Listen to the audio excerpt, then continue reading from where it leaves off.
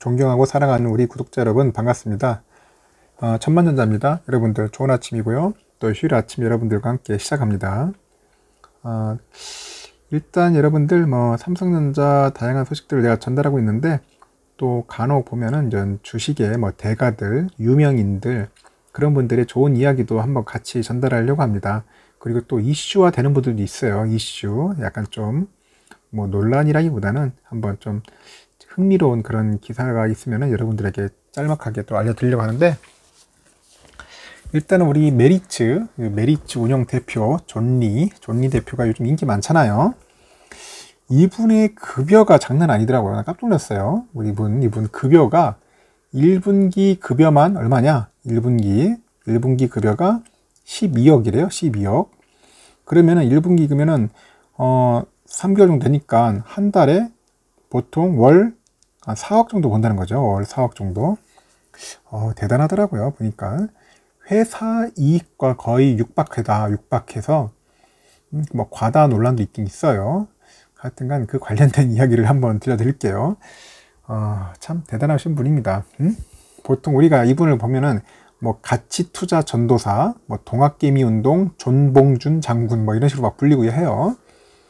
하여튼간 그 존리 메리츠 자산운용 대표가 올 1분기에 12억 가량의 급여를 받은 것으로 나타난 거고, 이는 같은 기간에 메리츠 운용의 분기 순이익과 맞먹는 수준이라고 하네요. 그래서 운영업계에서는 좀 과다급여 지적이 좀 일고 있다고 합니다. 그 운영업계에서는 존리 대표는 동고동락하던 운용력들이 연이은 이탈과 핵심 펀드의 저조한 수익률로 회사 안팎에서 이런저런 논란에 휩싸이기도 했다고 하네요. 이런 와중에 최근에는 미디어 노출, 외부 활동이 잦아지잖아요. 거의 논란은 더욱 가중되는 모양새고요. 거의 제가 볼 때는 거의 연예인급이죠. 이제 보니까 제가 볼 때는 거의 연예인처럼 많이 활동하시는 것 같은데, 그만큼 매체에 많이 나오시더라고요. 보니까 최근 공시된 그 메리츠 자산운용의 2021년 1분기 검토 보고서에는 해당 분기 임원에 대한 보상 금액이 총 12억 6천만 원, 그 단기 종업원 급여가 약 8억 8천만 원, 성과급으로 분류되는 기타 장기 급여가 약 3억 4천만 원이더라고요.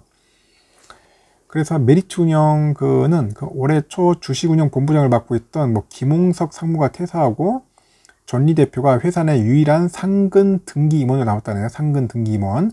그래서 임원 가운데 사회이사들을 제외하면은 사실상 1분기 급여와 성과급은 모두 존리 대표가 받아간 것으로 추정할 수 있다. 추정할 수 있답니다. 그 검토 보고서에 등재된 임원에 대한 보상 내역에는 상근 등기 임원에 대해 그 지급엔 그 액수만 포함되는 것이 원칙이라네요. 지급엔 액수. 비상근인 사회이사에 대한 급여 대역은 포함되지 않는 것이 일반적이라고 합니다. 그래서 이로 미추어 보면은 존리 대표의 1분기 급여는 한 8억 8천 정도, 성과급이 한 3억 4천만 원 정도 예상된다고 하는 거죠. 같은 기간에 메리츠 자산 운용의 분기 순이익이 14억이에요. 분기 순이익이 14억. 그 회사의 분기 이익 규모하고 대표이사 한 명의 급여 규모가 거의 맞먹는 셈이다. 참 이거 어떻게 해석할지 모르겠습니다.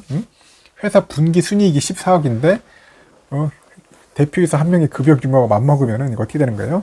그래서 운영업계에서는 존리 대표가 고액의 급여를 수령한 정황에 대해서는 이런저런 반응들이 나오고 있다. 그리고 실제로 회사가 이익을 내는 부분에서 존 대표의 역할이 충분하지 않다는 그런 이유들도 많이 나오고 있는가 봐요.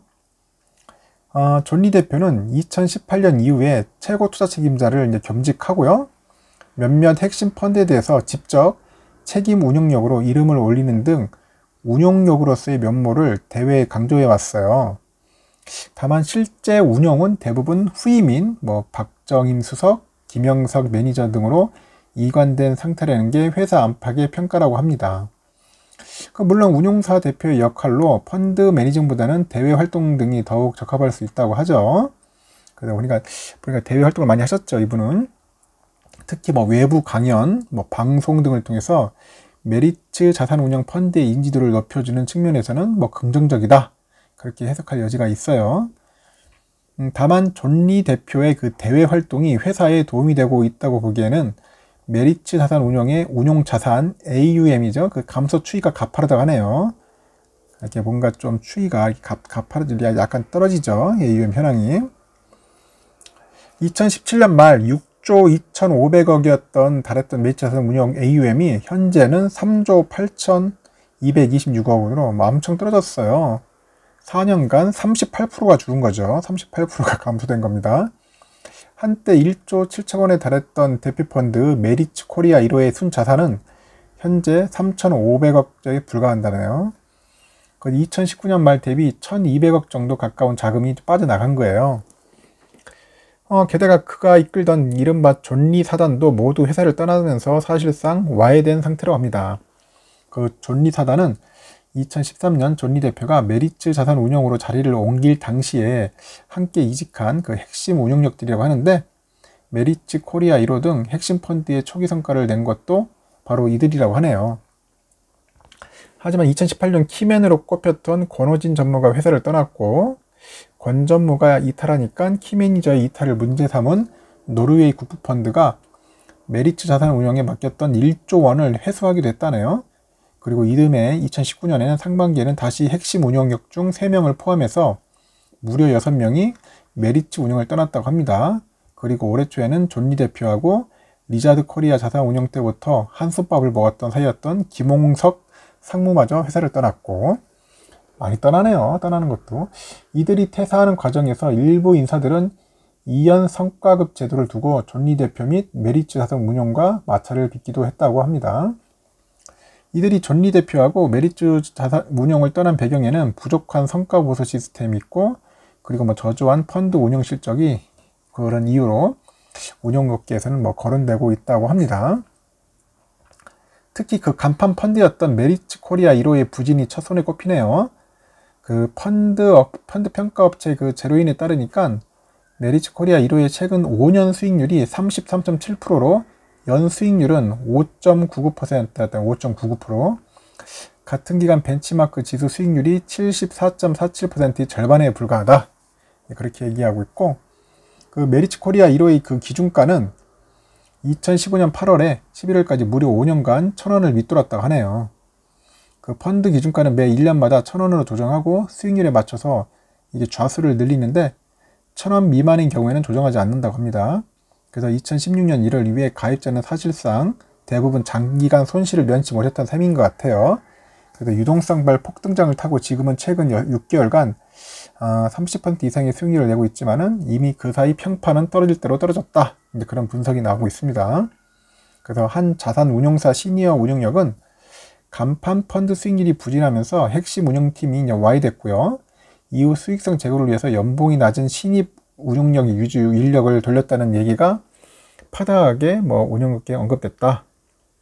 그래서 이 바닥에선 수익률이 전부인데 존리 대표는 개인이 성과는 공개한 적은 없고 대표 펀드는 오랫동안 벤치마크 지수에 미달했다. 그런 얘기들이 있어요.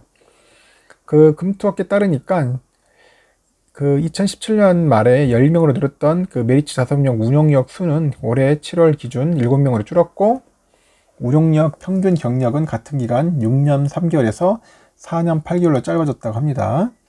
그 운용력 1인당 담당하는 펀드 수는 13개에서 18개로 늘어났고요. 이처럼 그 메리츠 자산 운용의 내부 상황이 좋다고 보기는 어려운 상황에서 존리 대표가 각종 방송, 언론, 미디어 노출을 급격히 늘리고 있죠. 동시에 분기이익에 육박하는 그 급여를 받아가고 있으니까 업계에서는 그에 대한 부정적인 시선들이 나오고 있는 상황이다. 그런 얘기들이 있는 것 같아요. 그래서 증권업계 관계자는 존리 대표의 강연은 일반인들도 이제 알아듣기 쉽고 귀에 쏙 들어오는 장점이 있는데, 금투업계에서는 이미 한물간 조언이라는 의견도 많다. 그런 얘기도 있고요. 금융투자 환경이 바뀌지 않는다를 전제로 하지 않으면 모를까 현재 주식시장에 대한 진단은 대부분 공감하기 어려울 것이다. 그렇게 말하고 있습니다. 이런 지적들에 대해서 메리츠 자산운용은 해당 숫자는 지난해 4분기 수치로 잘못 기재돼서 현재 정정 공시를 준비하고 있다. 그렇게 얘기하고 있고, 올 1분기 기준에서 임원에 대한 보상 항목의 단기 종업원 급여와 기타 장기 급여를 합친 값은 한 7억 원 안팎이다. 그렇게 밝혔다고 합니다. 하여튼간 상당히 지금 흥미로워요. 그래서 이 기사를 보니까 야, 그러니까 존니 대표가 보통이 아니다 하는 생각이 드네요. 뭐 이분을 저는 뭐 디스하려는 건 아니고 이분 때문에 그 또 우리 개미들이 많이 또 알게 될 거죠. 주식 투자를 많이 하는 분들도 꽤 많고 좋은 시선으로 본 분들도 많을 겁니다. 뭐 열심히 잘하면은 그만큼 또 뭐 급여도 많이 가져갈 수 있겠죠. 하지만은 그 회사를 운영하는 입장에서는 그래도 급여라는 것은 뭐 적정 수준이 맞아야 하지 않겠나 하는 생각이 듭니다. 그다음에 여러 가지 이슈가 있어서 제가 한번 여러분들께 참고차 한번 올려보니까 참고하시고 앞으로 뭐 존니 대표가 제가 볼 때는 뭐 메리츠 자산 운영을 잘 키워야 할 것 같네요. 지금 뭐 외부 강연이나 방송이 중요한 게 아니고 회사를 키워야죠. 회사를 열심히 해서 키워가지고 더 많은 이익을 남기는 것이 더 급선무가 아닌가 이런 생각을 해봅니다. 이상 영상을 마치겠습니다.